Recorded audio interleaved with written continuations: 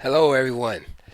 What we're going to look at right now is a new video opening series that I'm starting, and this one is based on the Marshall Gambit and the Ruy Lopez. And the name of this video is called the Marshall according to Aronian. And if I have enough time, I will probably do the Marshall according to Michael Adams and Peter Lako. Now, there are quite a few games in the database for Levon Aronian. This is one of his major um, replies to the Ruy Lopez. And if you like to play the Marshall, which has an aggressive reputation, um, Aronian, one of the top grandmasters in the world, is a good chess hero to follow. Unfortunately, the Marshall is almost I want to say analyzed out. There's a lot of theory in the Marshall. Used to be, a feared attacking and aggressive system. Fortunately for the lower levels, it's a great opening if you want to avoid the Spanish torture in the Ruy Lopez. And at top levels is basically almost been analyzed to a draw. So you don't really see it too much. Every now and then you may see it, and you get these positions where white often ends up a pawn in the end game, but it's a theoretically drawn position. So let's get right into it. I'm going to try to just show the decisive games from Aronian. There's so many games. I think there's probably like since 2003, four, probably maybe 30 games in the Marshall that he's played. And I don't want to go through all the wins, all the losses, and all the draws like I usually do. It'll just be too many games. I might lightly touch on some other games, but we're gonna just go through go through these games pretty quickly with light analysis, and hopefully you can just pick up some of the nuances of Aronian's play in this particular opening. So let's do it. Oh, let me introduce the players. First of all, this first game we're looking at is from 2004, and it's from the 36th Chess Olympiad. And with the white pieces is none other than Alexander Shabalov, who was rated 2608 at the time. And with the black pieces, of course, Levon Aronian, who was rated 2675. So we have a Ruy Lopez, okay, a6, and of course, White wanted to avoid all of that stuff. That he would just play bishop. He could just play bishop takes c6, which also has a drawerish reputation. Bishop a4, knight f6, castle. Bishop e7, rook e1, b5. Okay, because those of you who don't know the basic Ruy Lopez theory, this pawn is now actually threatened to be taken. So b5, bishop b3, castle, c3, and here we have it, the Ruy Lopez, excuse me, the Marshall attacking the Ruy Lopez. Now, oftentimes you'll see these anti-Marshall systems. So instead of c3, you'll see moves like h3 and a4.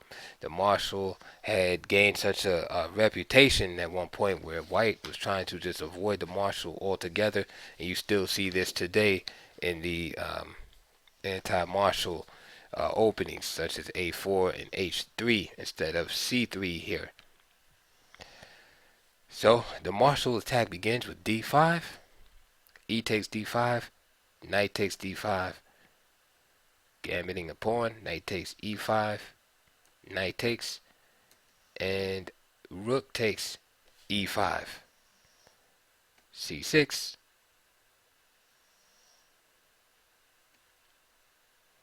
and then in this game, rook e1 was played. But traditionally, in the days long, long time ago in a galaxy far away, d4 was the main line, and that was followed up by bishop d6, and then we saw the move rook e1 occur. And I just want to digress for one moment just to show you, um, how deadly the martial attack can be and how it gained its fierce reputation. I'm going to be real brief here. It is a game 1947 between two relatively unknown players, W. Koop and Wilhelm Rautenberg. And from this position, rook e1, bishop d6, d4, and this is how the martial was played with this idea of sacrificing this pawn and using these bishops pointed at the queen side to first provoke weakness and then capitalize on white's weakness on the king side. There we go. Fianchetto without the bishop being there, and now the light squares are weak around the king. Queen h3 was played, bishop c2, and of course this is before computers, before the theory was well known, and you saw a lot of miniatures in this opening. Bishop g4, attacking the queen, queen d3, rook a8. Of course the rook has to stay on the first rank. Bishop e3, f5, queen f1, queen h5. Of course you don't want to trade queens. c4, and these are the type of moves, right, that just break opponents' backs, right, just sacrificing a piece. Then he doesn't even take the piece on e3, but he opens up the king, exploiting the position of the queen on f1, so the f pawn cannot take. And after h takes g3, bishop f3, and black resigns. Excuse me, white resigns. Either he has to give up the queen or deal with the mate on h1. Here's another game played about 10 years later in Prague between Koskinen and Grandmaster Friedrich Olofsson. Again from the same type of position. Bishop e3, bishop g4, king h8, and notice how easy it is to play the black pieces. d2, f5, f4, rook a8, knight b3, g5, right, breaking open the king side, rook e4. Do we move that rook on e4? Of course not. We open the king side. G takes f4, queen f2, f takes g4, h takes g4. Same type of scenario, right? Bishop on f3, threatening queen h1 mate. This time queen h2 happens. Still not good enough. Queen takes h2 check. King takes h2, and then rook h4. And black resign, as it's going to be mate shortly. Okay, it's mate in 3. And you can work that out.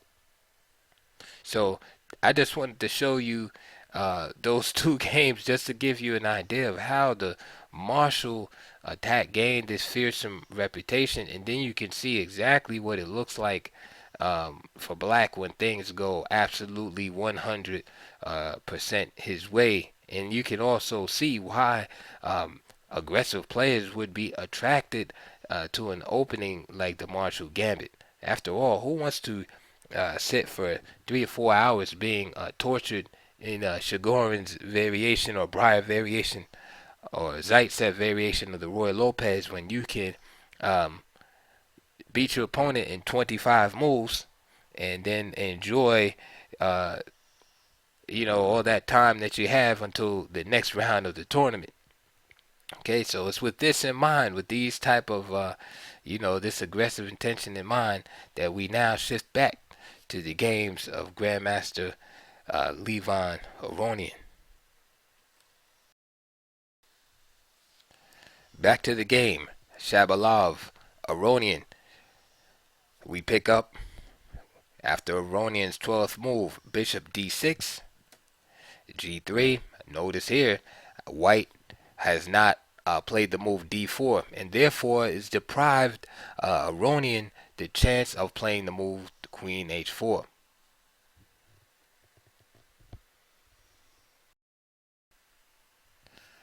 Nevertheless, this creates opportunities for black to attack in different ways. The bishop here is paramount this opening, as you will see. The bishop just goes to f5, so it kind of provokes um, white to make a decision concerning the pawn on d2. The bishop will come right here and be glad to assist white in having a real messed up game with the backward pawn on d2 like that. So therefore, Shabalov either has to play d3 or d4. He chooses d4. Queen d7. Bishop e3. Rook a e8. And now that you've seen those miniature games I just shown you, you can see the spirit of play. Black's pieces are easy to place, and is able to put a lot of pressure on white. But of course, it comes with that price of a pawn, and black has to be careful because a pawn is a pawn, and if white consolidates, then he stands better often. Okay, so knight d2, bishop g4, queen b1, and moves like bishop g4, a probing type moves. For instance, many players not as tactically alert as they should be. In a move like f3, for instance, will lose. The knight takes e3 immediately. Okay, a natural looking move like knight f3 is possible, but then you have to now keep the queen around for a while to deal with this pin, at least until you maybe play king g2 or something. And again, this is provocative to play a move like that because with the rook on f8, f5 comes to mind. So this is why you see queen b1, staying out of the pin situation, avoiding further weakening the king side with moves like f3 and what have you. Bishop f5, queen c1. Now Aronian plays the old classic rook lift, e6, again to move along the 6th rank, harassing the king's weakened castle position. The knight now returns, f3. Aronian plays bishop g4, but the knight is not pinned this time, so knight g5, rook g6, f3, and now bishop takes f3 is played. And this is again, let me say this about playing the Marshall is here's one important caveat is you must be a tactically minded player. You must be sharp tactically, because there's a lot of opportunities that arise that are not always really obvious, and you have to be sharp tactically in order to pick these things up, because if you miss the tactic when it arises, then your opponent can just wind up being better. So when the opportunities arise, you want to be able to pick up on it. So here bishop takes f3 by Aronian, knight takes f3 by Shabalov, and now you can see the weakened king side, right, which is the theme that Aronian has been dealing with, right, provoking the weakness and then capitalizing on it. Bishop takes g3, h takes g3, rook takes g3 check, king f2, queen h3. Is there immediate mate here? No, but there's a sustained attack. And look at white's pieces that remain. Rook on a1 is out of play. And what is the purpose of this bishop on b3 exactly? All right. These are the things that give black a nice attack. Those pieces don't even count in the game. King e2. Now Aronian plays queen g2. Check, but more accurate is rook g2. Rook g2 check. And let's say, for example, bishop f2, because you want to try to hold on to this knight. Rook e5. Again, holding on to the knight. Knight e5. Queen f5, right? Pressuring this piece. Rook f4. Excuse me, rook f1, knight f4. And then, let's say, king to d1. And rook takes e5 is just devastating, because you have removed the defender of this d3 square.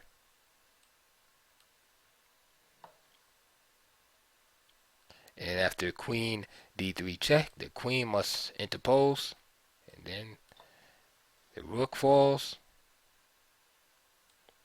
and then the bishop falls, and then we can see now clearly, at least 99% of us, that black is winning that game.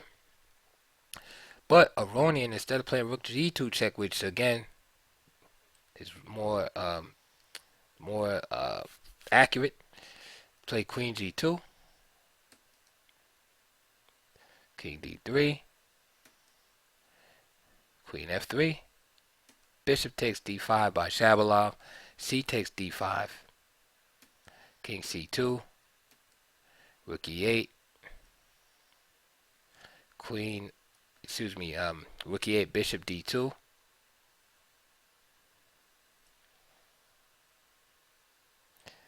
and bishop f4. It's hard to see exactly what black would have done here, as this rook is threatened on g3 by the bishop, and you have this rook on e8 being threatened.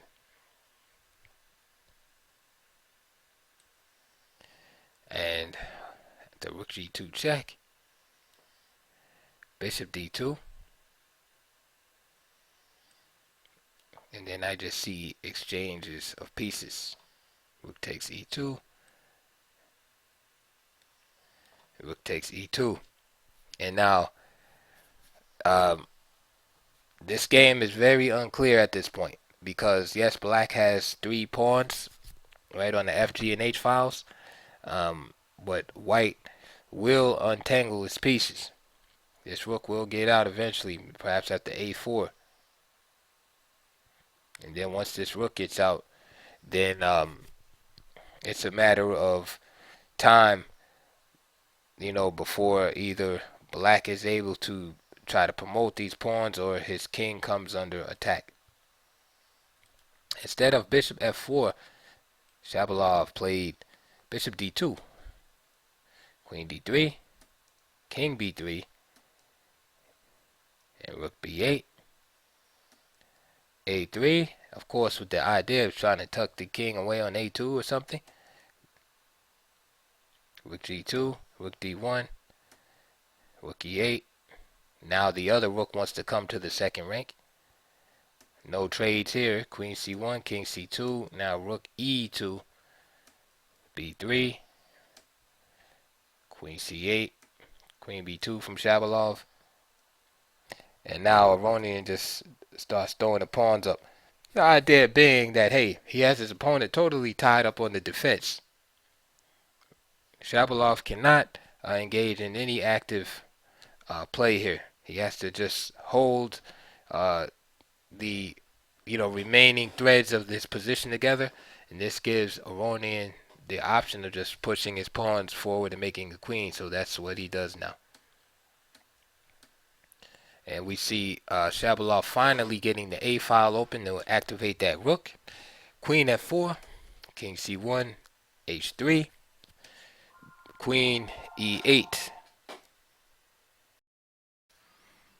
Okay, excuse me, queen a8, check.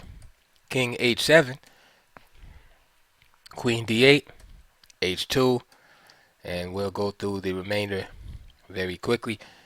Rook g1, queen h8, king g6, rook a6, f6, Rook a7.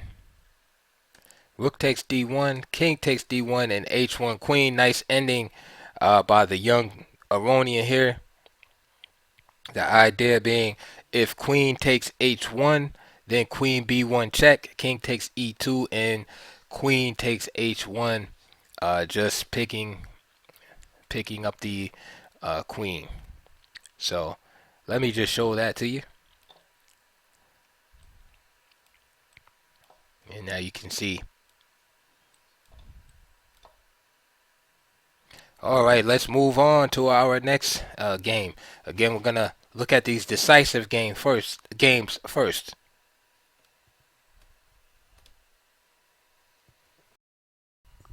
The next game we're going to look at is from the Tal Memorial, round 4 in 2006.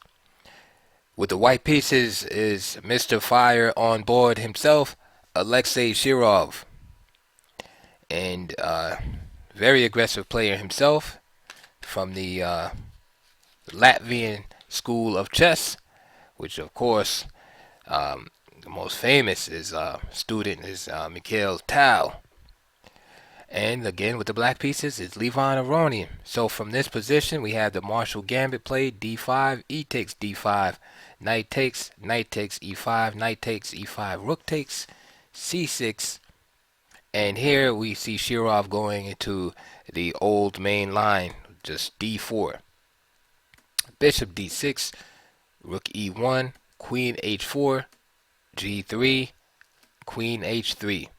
And now here we see one of the more modern moves. Even though this is 2006, this was definitely an evolution in theory, even at this time. And the move played here was rook e4. Idea being to, or one of the ideas rather, is to stop this move bishop g4, which is so prevalent in many other lines of the Marshall Gambit. And this is why black comes up with the move g5. Of course, this is a well-known theory here. So instead of bishop g4, we see this move g5. And I'm sorry, I forgot to mention, besides stopping this move, that's why I said one of the ideas, and then I forgot to mention the other one. Besides stopping this move right here, this also is the main idea. It's just simply playing rook e4, rook h4 here with the harassment of the queen.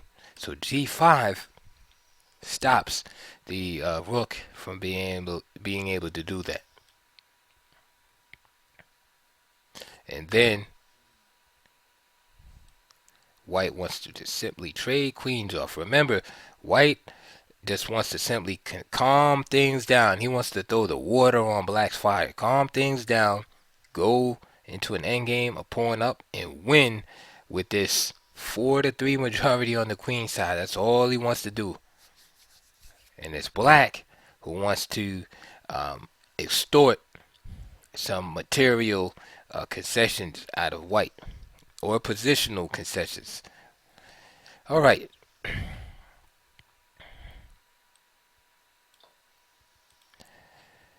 Now, I just want to show you that because, again, I know a lot of lower rated players look at these videos, and to skip the obvious move like that without explaining it would not do them justice. But here, if bishop takes g5, then queen f5 is the refutation of that idea. As you can see, the rook on e4 and bishop on g5 are attacked simultaneously. And let's just make a move that looks like it does something. Queen takes g4, obviously loses because you have the bishop here on c8. And the basic idea is there's no way to protect both of the pieces. That might have been too simplistic, but you never know who's watching. So rook e1, of course, falls to queen takes g5.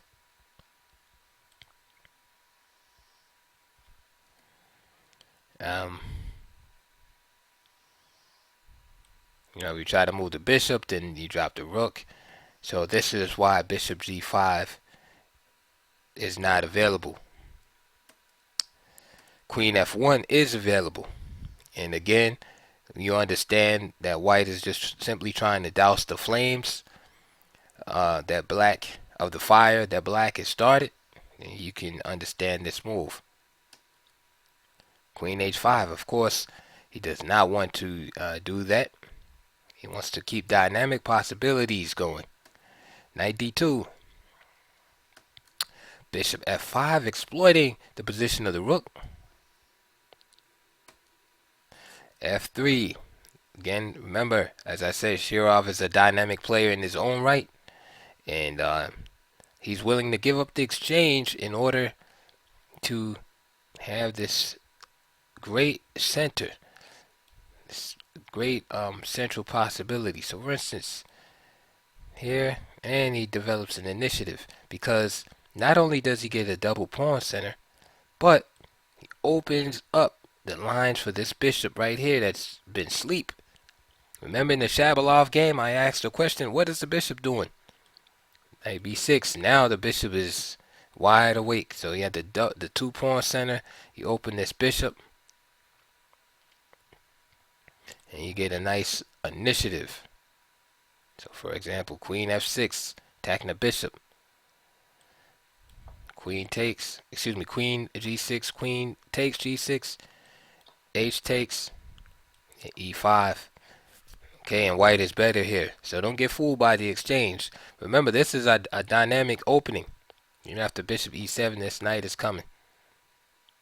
It's a dynamic system.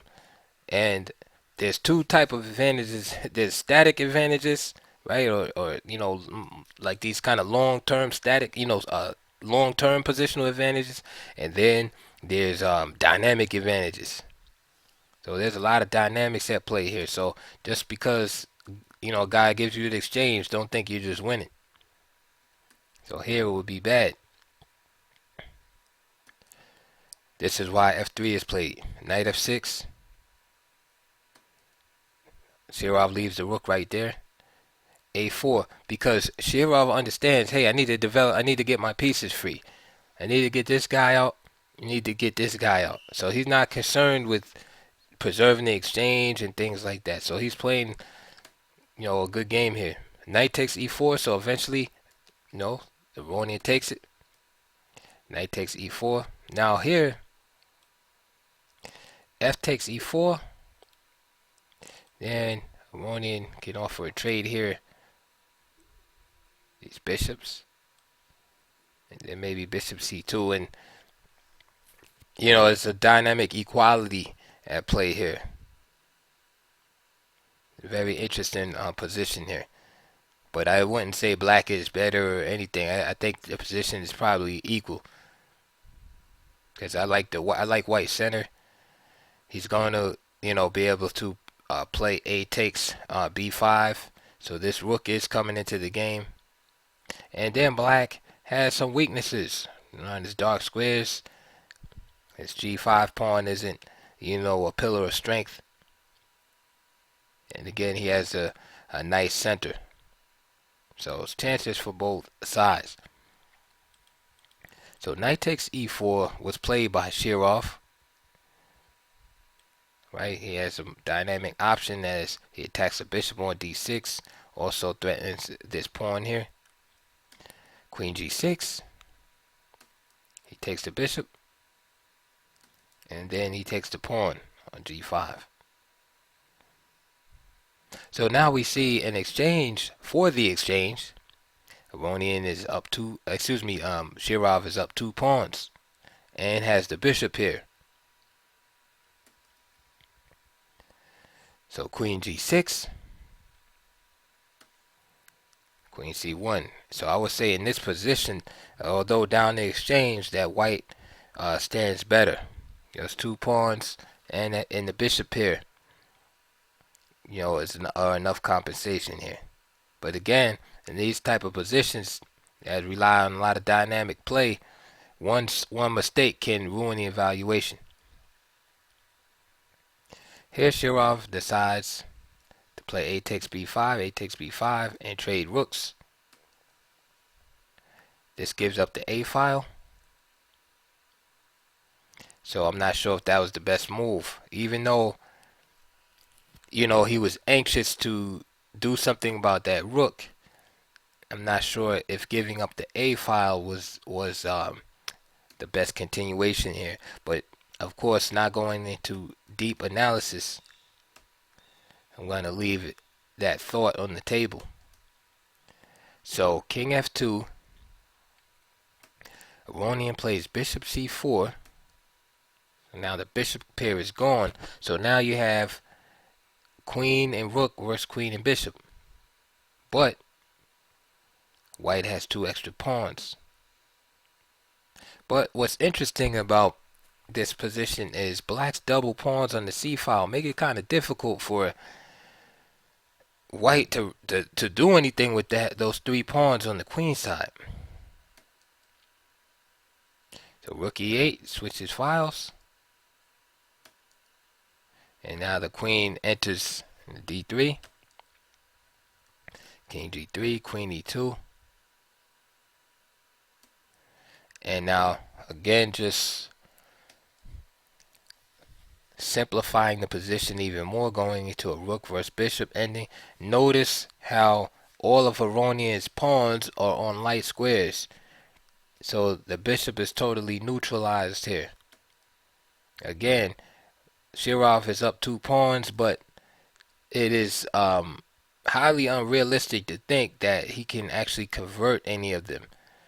Those double pawns on the c file totally cripple white's pawn majority on the queen side, and that's very interesting, because usually you think the double pawns are bad, but that's why I said you have dynamic features or qualities in the position and static qualities in the position.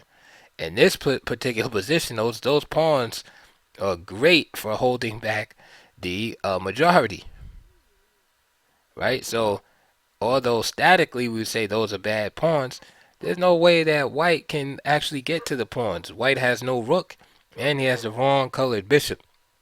His king, sorry about the dog barking in the background. His king cannot cross over the e file to even get at the pawns. So in this position, those c pawns are a pillar of strength.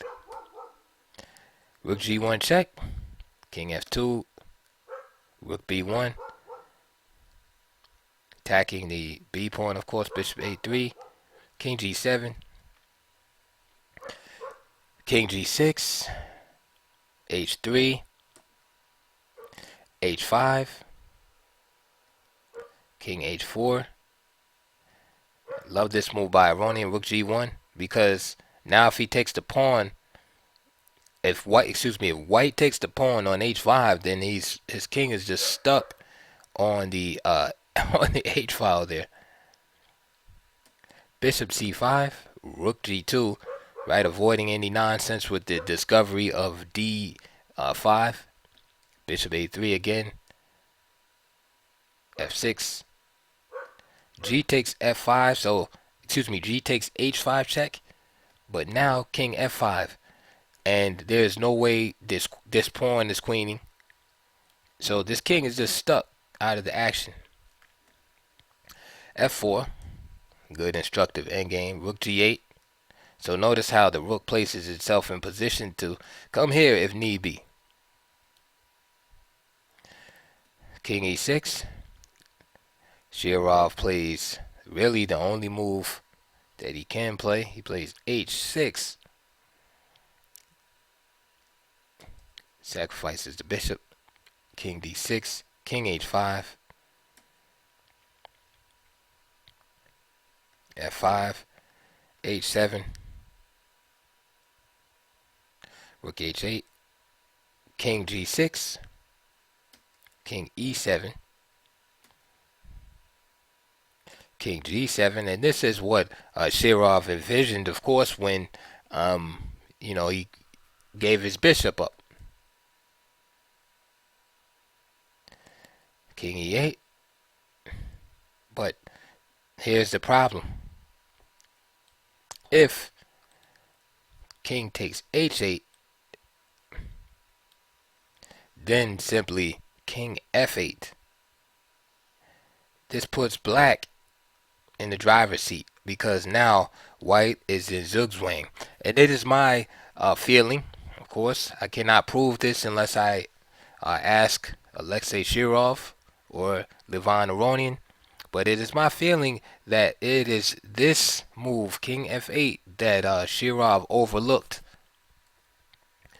in his analysis. And I'll just show you real quick how it's a zugzwang position. For instance, h4. Black basically is just going to keep moving back and forth between f7 and f7 and f8.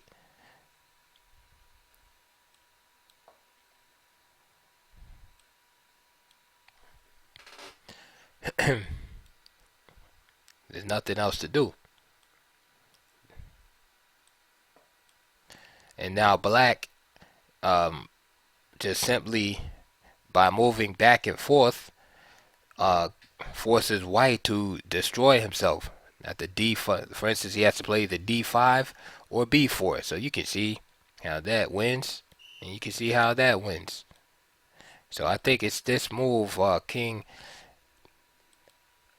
this king f8 here, that Shirov overlooked when he played this move h6 earlier.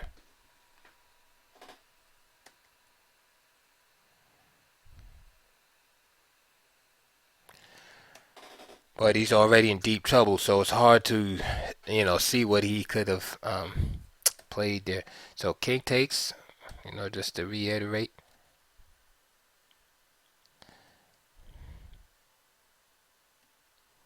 Of course, he forces the rook to block the pawn. And at this moment, king e8 is played, and now Shirov played king g6. And of course, now it's definitely over because Aronian's just simply up a rook. And again, it's the same thing. Shirov falls into a zugzwang situation. Notice how Aronian keeps hovering around the e7 and f8 areas because he's giving Shirov the option to take the rook. If he knows if he takes the rook, then he's just going to block him in. And so basically that's how the game ended. After rook f7, Shirov was forced to resign. He could have resigned earlier, but who knows? He might have been frustrated or what have you. But so that's an example of the marshal making it out of the opening, and out of the opening, and actually into a middle game, and seeing an interesting ending there, whereby Black's piece activity finally overcomes the positional supremacy of white. All right, let's look at our next one. Now we get in our time machine and we go forward to another decisive game. This is an Amber Rapid in Monte Carlo in 2007 between world champion, a former world champion, Viswanathan Anand, who was rated 2779 with the white pieces. So a real heavy hitter there versus Levon Aronian with the black pieces. So let's get right into it. So we have Ruy Lopez, Marshall, d5, e takes d5, knight takes d5, knight takes, rook takes, c6. There it is, d4. So Anand's not afraid. He goes right into the mouth of the lion there. Rook e1, queen h4, g3, queen h3. And there's a similar idea. Rook e4 that we just saw in the Shirov game. g5, queen f1. Of course, all of this is well known. Again, the exchange, sacrifice, all of that is not news. So Aronian builds up though on this this e4 square to the point where he kind of forces a 9 off the square. So he's like saying to a 9, you will not give me the exchange. So rook e3, and now rook a e8. Knight e4. Knight d5 from Aronian. And now at this point, Aronian gets himself into some hot water here. More accurate might have just been simply bishop takes e4 here, or knight takes e4. Yeah, actually knight takes e4 is probably a little better. Yeah. The idea behind knight takes e4 is that if f takes e4, then just simply bishop takes e4. And black has no worries there. So white would have to resort to an in-between move. Nothing wrong with that. To drive the bishop away. And of course, he could just play a move like that. And if f takes here, then simply bishop f4. So again, dynamic opportunities for black cannot be ignored. So this was one of those opportunities. Knight d5 was played, and a 9 simply just snapped off the knight. Bishop takes d5, c takes d5. And one of the problems here is now you had this pawn on g5 earlier, which again creates a weakness around the dark squares. And this pawn is kind of just hanging there. Now you have an isolated pawn. Okay, and you're down a pawn. So that's just too much to ask out of the black position. Yes, the black position is great, has dynamic possibilities, but you just can't, ignore all positional, principles and still expect to overcome due to your dynamic possibilities. Right? White is not that far behind in development where you can just say, you know what, forget about my position. I'm gonna make a couple of sacrifices and everything will be all right. So after c takes d5, knight takes d6, a 9 just starts exchanging. Queen takes, right? So now, again, just think about the goals. Again, we've talked about it already. Black sacrifices a pawn in the opening, so he must attack vigorously. And this is like the general rule in uh, basically all of the gambits that take place in the opening phase of the game.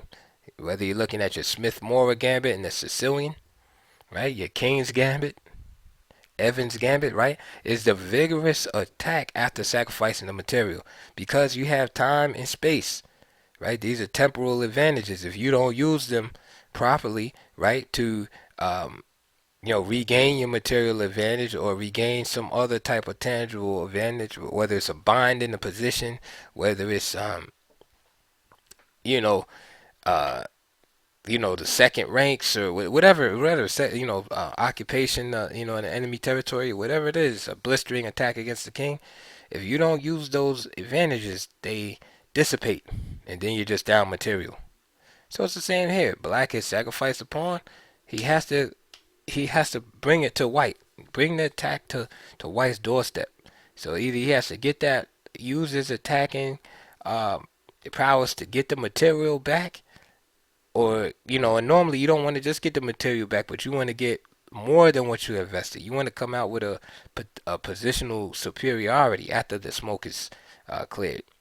Either you have better position, or you've destroyed the opponent's pawn structure to the extent that even though he's up a pawn still, those pawns are just too weak to be worth anything.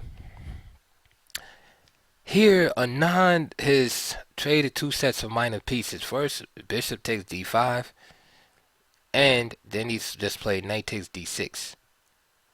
And he's left white with the isolated d pawn, and black left black with the isolated d pawn, and black also has a weak g pawn. This is great. So with this in mind, after queen d6, what does Anon do next? Well, he just simply trades another set of pieces off. So that's 3 sets of pieces. How is black going to attack here? The black is pretty much busted. And then he develops with the threat. I mean, not with the threat. He develops by capturing the pawn on g5. So Anon just totally decimates Aronian in this game, right? That possession of the E file is simply not enough, ladies and gentlemen, to uh, compensate for just being 2 pawns down, right? And not only is he 2 pawns down, the pawns are weak. The D pawn is weak. He has F pawn, H7 pawn, and D pawn are all isolated. Let's see how Nan deals with it. G4, Bishop D3. Again, black is still relying on dynamic play. Rook D1, just simply attacking the bishop. Queen E1, rook takes, king F2. Again, Anon doesn't mind going into the endgame, so he forces Aronian sand here. Okay, why did Aronian go into this ending? Is because he's hoping to be able to draw 2 pawns down because of the opposite colored bishops. That's his only hope. Position is very bad here though. But again, sometimes we get in these positions and then you just have to play the percentages. Okay, what's my best chance? He said opposite color bishops and he went for it. So here it is. And I'm going to go through this quickly.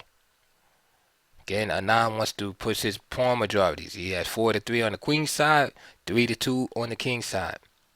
So he just has to be careful to avoid any drawing chances that black may have. Of course, A3 is definitely possible. Just putting your pawns on the opposite color squares. But Anon wants to create more weakness in the position. So he plays A4. Bishop C2. And now A5. Fixing the white pawns. Fixing the black pawns. King F4. Bishop C2. King G3. Bishop D1, H3. Bishop E2. F4. And we see that the creation of a majority is the goal. B4.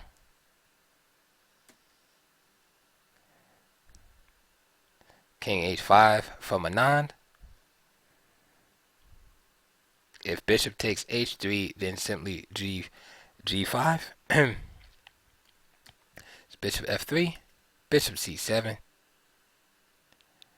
bishop D8 check, king E6. Again, this is Aronian just fighting valiantly. King G6, F takes G4. Now, Aronian would hope for H takes G4, when this gives more chances to draw. But of course, Anon is almost 2800 at the time. So he plays F5. He's going to move this pawn. H takes G4. Bishop takes. Now F6. Bishop E6. F7. Bishop takes F7. King takes F7. King D8. King E6. And notice just the smooth conversion, smooth transition into the king and pawn in game. And now there's the other majority. And now it's over. C4, D takes C4, and king takes C4. And of course, white is going to queen before black can even think about it. Okay, so that was a very powerful game by Anon. And of course, Aronian had to go and do some homework after that in the opening. Okay, it's a very instructive game on how to play against the marshal. Now, When you lose a game like that, do you just give up the opening? Of course not. You go back to the drawing board, figure out what you did wrong, and you come back better.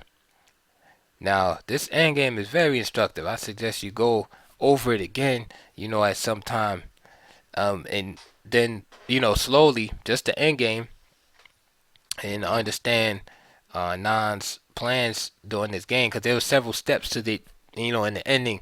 Like when he fixed those pawns on the on the queen side, and then started attacking on the opposite wing. All right, let's go to our next one. Okay, the next one. Okay, and it doesn't get any less difficult. With the white pieces here, you have Vladimir Kramnik. This is 2007. Now, I couldn't remember who was the champion at this time. I'll have to look it up, but it was either Anand or Kramnik this time. So both players were still, I mean, they're still very strong today. It's hard to even think of them, for me to say, oh, they're not as strong. But I'm just saying, 2007, those guys were either champion or ex-champion. So here's Aronian trying to come up through the ranks. The black pieces versus Vladimir Kramnik, and this is another rapid. This was their rapid match, first game, 2007. So again, we'll speed through the Ruy Lopez. I'm sure you know that by now. Here's the Marshall, and now we're just concerned with which variation we're gonna see. Again, there's D4, Bishop D6, Queen E1. Excuse me, Queen H4 after Rook E1, G3. Queen to H3, and here now we have this different move, Bishop E3. Before we saw, in our last two games, we saw move played by Shirov, and we saw the move played by Anand with Rook E4 with this idea coming here, and also again preventing this move, and then we saw G4. Here we see a different idea. Kramnik, and the pieces out, and let's see how white develops his pieces. One thing I want to point out is one of the main problems for white that he has to address here is how to develop the pieces, getting the pieces out. Bishop G4, Queen D3. So we'll see the answer here.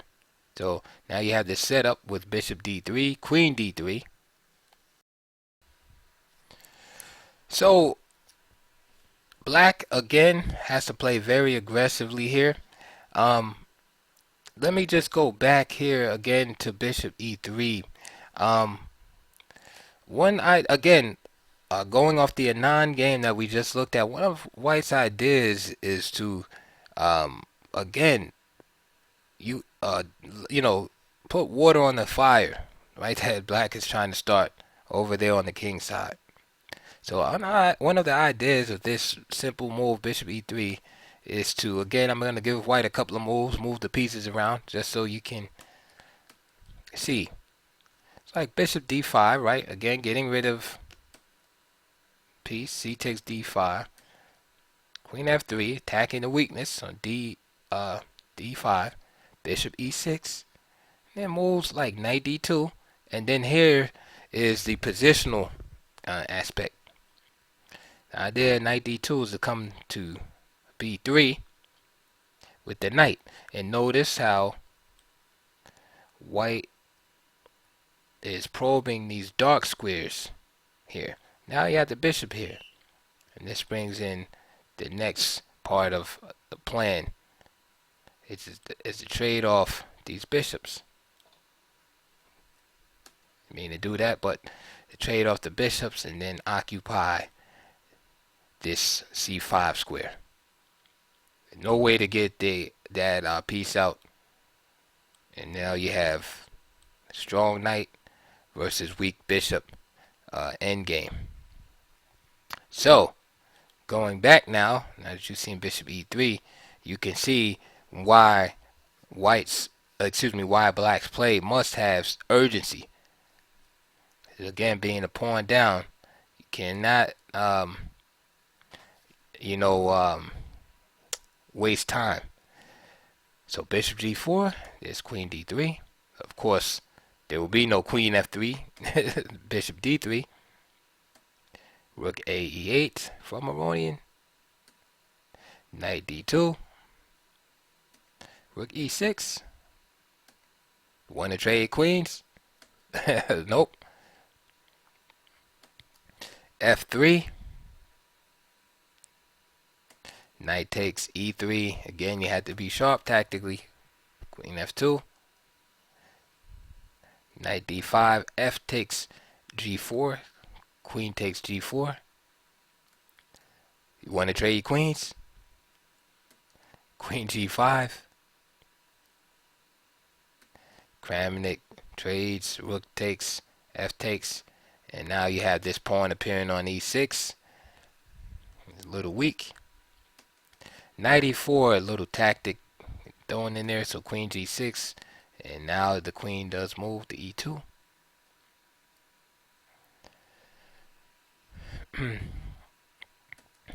Knight f4, queen c2, knight h3, king g2,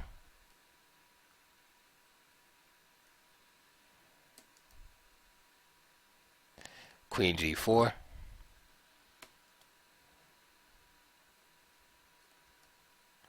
and strong move by Kramnik there. Queen takes e6, queen b3,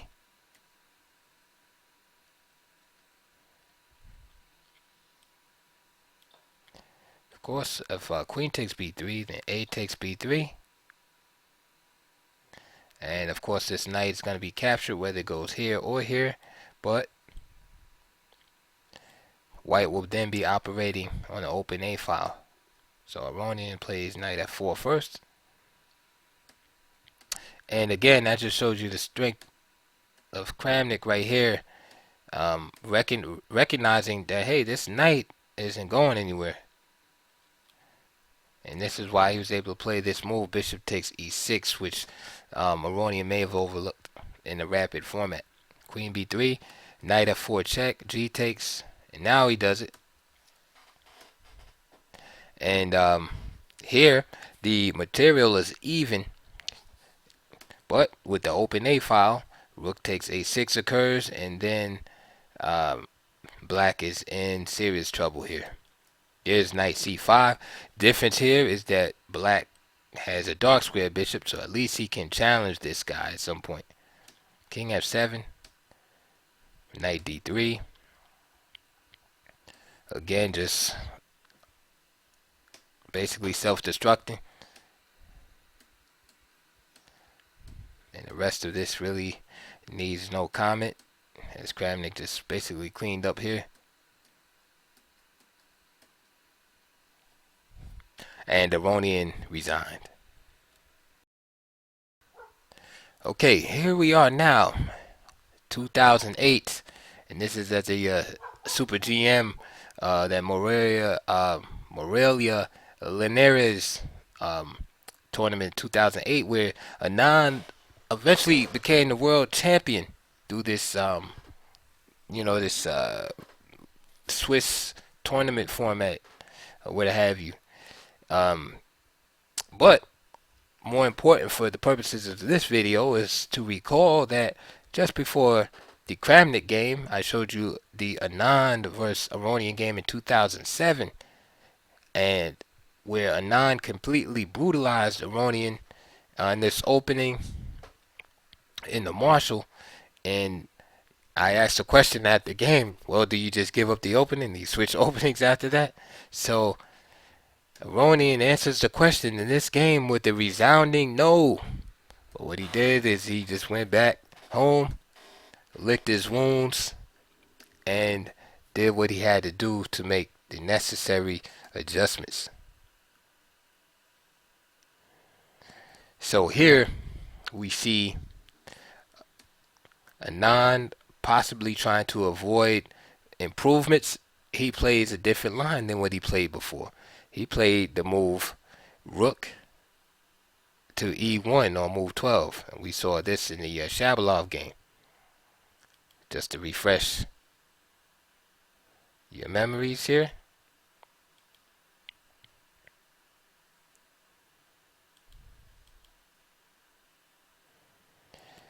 Move 12. In their first game, Anand just played the classical D4. And Bishop D6, Rook E1, Queen H4, etc. was played.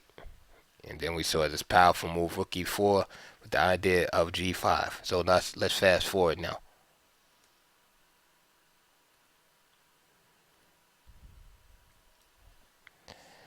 So instead of D4 as he played in 2007, he opted for this continuation, Rook E1. And again, this prevents black from being able to get his queen over to this aggressive place in H4. So Bishop D6.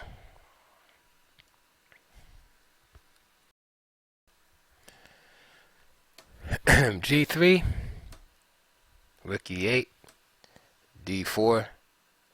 Rook takes, Queen takes, and now Rook A7.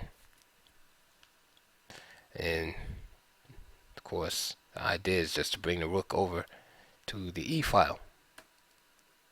Bishop E3, Rook E7, Knight D2, Queen E8,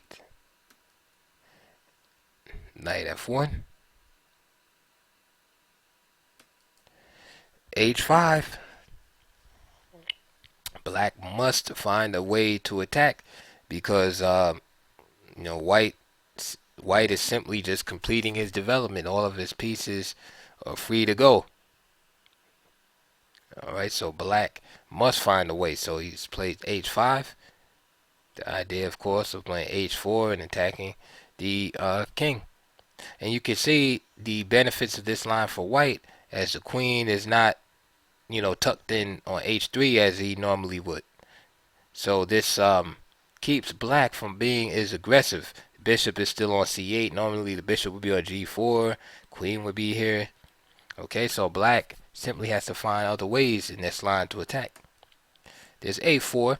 Again, normal theme that white normally tries to develop this rook on the A file right where it is. You don't see this rook coming over here to D1 or something, but white makes the attempt to just simply develop it where it stands.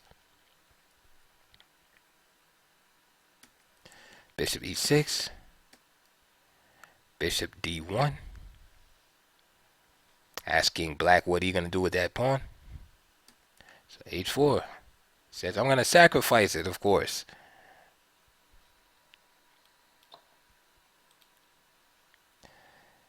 Again, G takes H4. This is not bad for black at all. Opening up the queen side for some attacking possibilities. So for instance, knight takes, queen B8. Attacking this pawn, and it's hard to defend this pawn. If this pawn goes to H3, then the bishop will just pick it up. So instead of taking that pawn, Anand simply developed his rook by playing A takes B5, A takes B5. As rook has possession of the A file. So now bishop F3. Again, now we go into this mode where, again, white just wants to calm the storm, trade down some pieces. So bishop F3, Anand just wants to trade on D5. So bishop H3, and now he just plays bishop takes D5, C takes D5, leaving two weak pawns in his wake. Queen to D1. And this this queen wants to go to D3, of course, attacking the weakness. So F5, again, dynamic play by black here. Now black is weakening himself, but he's gambling, he's taking chances here. Alright, objectively, white is better. But, you're playing against a human. If he was playing against the engine, Probably couldn't play like this. Bishop G5 from Anand. Real reasonable, um, real reasonable move. It's hard to, um, really knock that move. He attacks the rook and uh, threatens to remove, an annoying pawn that's going to rip open his queen side. But a better move here may have just simply been queen b3. Okay, it's hard to knock this move also, just challenging, threatening that d pawn. And then after the black king is forced to defensive duties, right, which is a bad sign for black, then you play a move like that. Okay, I take white there. So bishop g5 first. Rook e4. Bishop takes h4 from Anand. He says, okay, I'll just snatch the pawn. Queen g6. Aronian is relying on dynamic possibilities. Now bishop d8. So of course, you have to see the threat of rook takes h4 because of the pin. Bishop d8. f4. What else, right? You have to basically throw everything you can at the opponent at this point if you're black, or you're going to lose in the ending. Now queen d3. Aronian plays queen h5. And of course, I know the astute listeners of this channel would not play queen takes b5, just taking the queen just all away from the defense of the king like that. But I just wanted to show you. Of course, black is totally winning there. But it's after queen h5, Anand played the move knight d2, which is not as bad, but was not a good move. Obviously overlooked a tactical shot here. And again, like I say, in these type of openings, when you're playing like this, you cannot afford to miss these tactical shots. And Aronian was right on the money here. After being worse, for a while, Anand gave him the opportunity, and he just simply played rook e2. Now, rook e2 has a simple threat of just taking the knight. Okay. Now I play knight f3, and now he fell right into the lion's den here, right into the pit of snakes, so to speak. Rook e3. F takes. Queen takes f3, threatening mate. Queen c2, the only move to protect. And now, after f takes g3, h takes g3, queen takes g3, king h1, and then just simply bishop f5, which is devastating because there's no way to stop this without giving up the queen.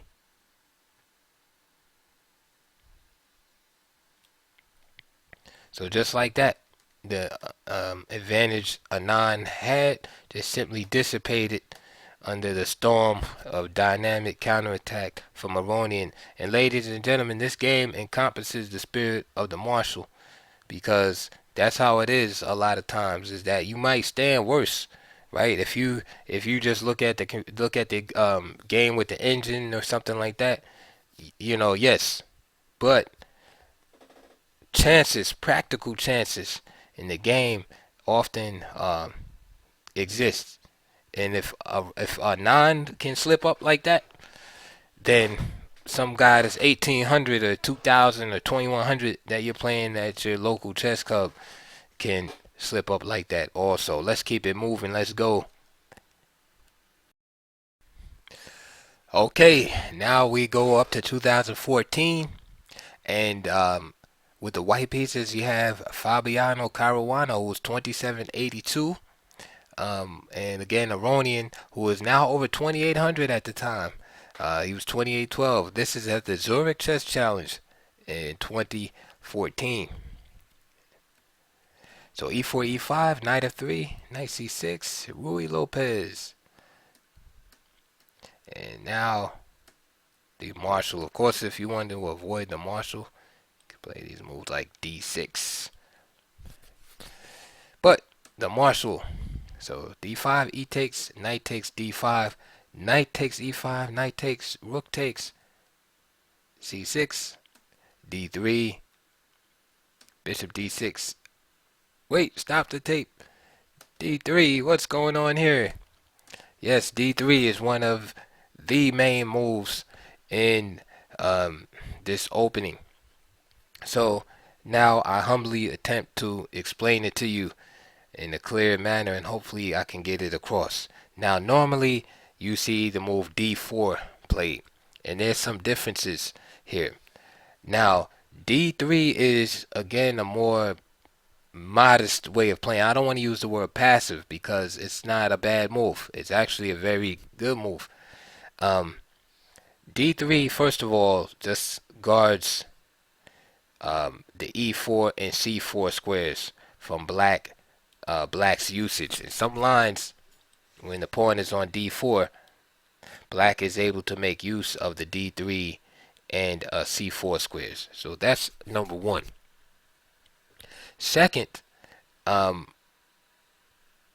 it prevents, say after bishop D6, rook E1, it fights against this move right here, which is so natural for black. Queen H5. H4, excuse me. Because now, after Queen H5, I keep saying H5, after Queen H4, G3, Queen H3, Rook E4, remember that idea? Remember I was showing you that idea where bishop cannot come to G4 and also the rook is threatening on H4? Remember that idea? That was after D4. Here, after Rook E4, G5 does not work because of bishop takes G5. Okay? Bishop G5 works here because after Queen F5, this rook here is protected by the D3 pawn. Then the bishop can just simply move back to E3 if it pleases. And white would be winning here. Let me make that real clear. I'll show you the variation with D4. So here's D4, bishop D6, rook E1, queen here, queen there, queen to H3, and let's bring that there, rook E4 and G5. Now let's say here bishop takes G5. Now here will be a mistake because Queen F5. Notice with the pawn here, the rook is vulnerable. Okay, now you can see the difference. Now there's no way to save the bishop and the rook. Right? One must go, and therefore black is better. So this is the idea behind playing the move D3. Is now, right? Let's go in the same, the same variation. Now, the move G5 no longer works. Because now, after Queen F5, this D3 pawn holds up the rook. Protects the rook, and now the bishop can just escape. What does that mean? That means black must find another way to pursue his attack against white. This is why, after D3 in this line, bishop D6, rook E1, you do not see the move Queen H4. Right? Not that it's unplayable. You don't see it. It's no longer the GM's top choice. But what you see is a move played in the game, which is bishop F5. So I hope that I was able to get that across from me. So D3 again, at first glance, it looks like a worse version because you're saying, well, don't you want D4 controlling controlling the E5 square, etc. This is more of a subtlety in the position. What you see is Bishop F5, and another point to make, the third point to make about this move D3 is that White often will be willing to sacrifice this pawn for the initiative. So basically turning the tides on Black. Is Black usually wanting to fight for the initiative, but sometimes White will just part with that pawn, right, and gain an advantage. So let's look at the rest of this game between Fabiano Caruana with the white pieces and Levon Aronian with the black pieces.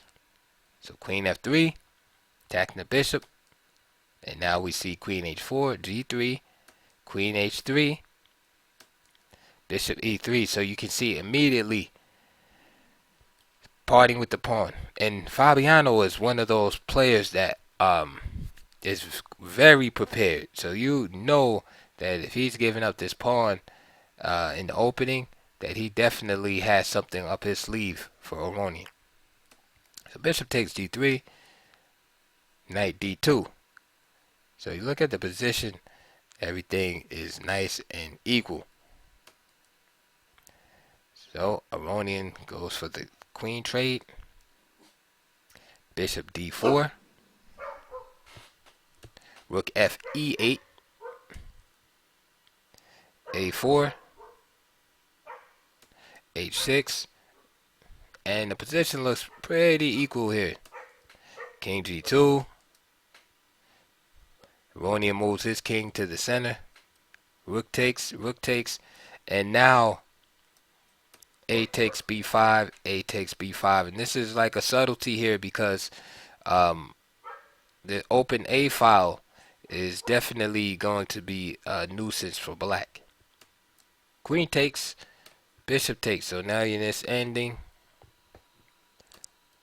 bishop takes D5, parts with the bishop pair. Right? What does he get in return? Well, he gets two isolated pawns to attack on the black queen side. Rook A6, attacking that bishop. Bishop E7. Knight F1. And again, all is not lost in many of these endings. Black is able to secure a draw with the two bishops. B4, of course, attempting to liquidate one of the isolated pawns. Knight E3, bishop D3, rook A5. So we can see White ganging up on this D5 pawn. Bishop takes, and now bishop D8.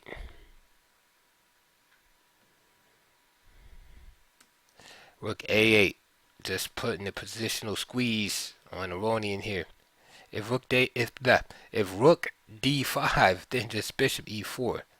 Okay, winning the rook. You don't want to do that. Winning the exchange rather. F6, F3, bishop E7, rook A7, bishop D6, rook D7, and now with the pawn on F3, he just snatches off the pawn. And again, I'll just go through the game briefly. We see Fabiano with that passed pawn on the C file. And eventually, he was able to go on and win this game against Levon Aronian. So that is the last decisive game that I have on file. And a few more moves, he resigned right there. These two pawns, there's no way to stop it. Either mate is coming or one of those pawns is going to queen.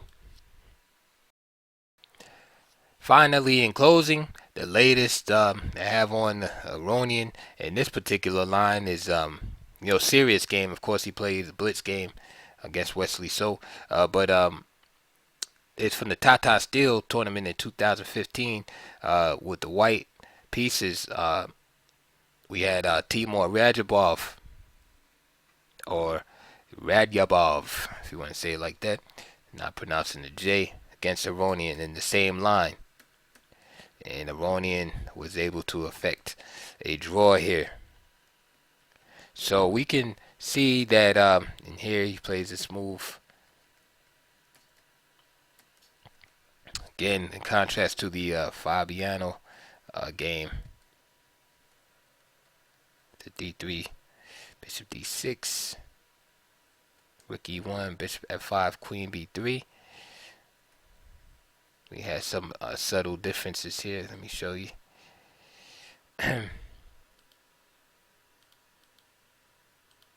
So here, after Queen F3, Queen H4, G3, Queen H3, you have Bishop E3 from Caruana here, just simply sacrificing this pawn on move 16.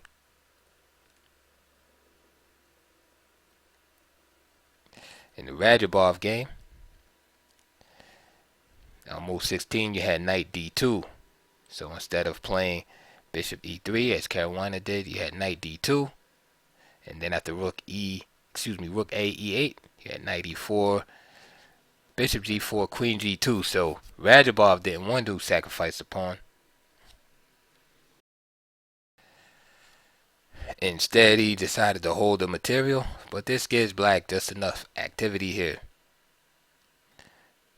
And now we see the diminished quality of the pawns here.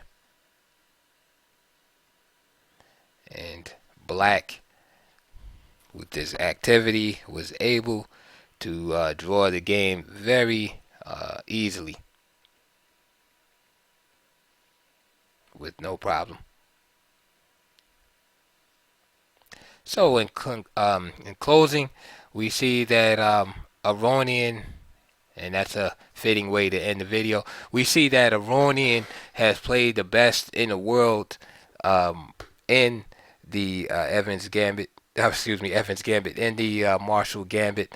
And again, I've left out tons of draws. So I mean, games against Nakamura, draws against Shirov. I just showed you the decisive games, and I showed you just just this draw right here because I didn't want to make the video too long. I mean, some of these videos I made are like 2 hours long, and but they're great. I'm telling you, great training videos. It's not the typical videos you're gonna find on YouTube.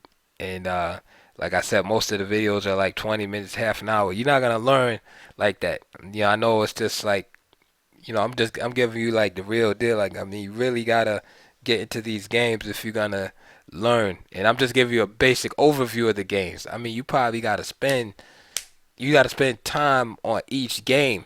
So all these games I showed you, it's like if you really want to get into, you gotta get into your own analysis and get deep into the games. I didn't even show you like all my notes and stuff on the games, just brief highlights. But again, the Marshall is very dynamic opening, and again, it's drawish at the highest levels. But what isn't drawish at the highest levels? So that's not even like a acceptable reason not to play the opening anymore. With the engines and all the stuff, everything is drawish at the higher levels. Play positions that you like. So if you're an aggressive player and you like to play E4 and E5, you like to play E5 as a defense, well, you're gonna face the Ruy Lopez. So play Marshall Gambit, play the Schliemann Gambit. Give those a whirl, and you'll have a lot of fun. And again, at the lower levels, players are not really going to be as sharp as far as all of this like latest theory and stuff like that, or even know the differences between playing 12 D3 and D4 in the position. So have fun with it, and good luck in your chess. And please like and subscribe and comment, and any suggestions will be welcome.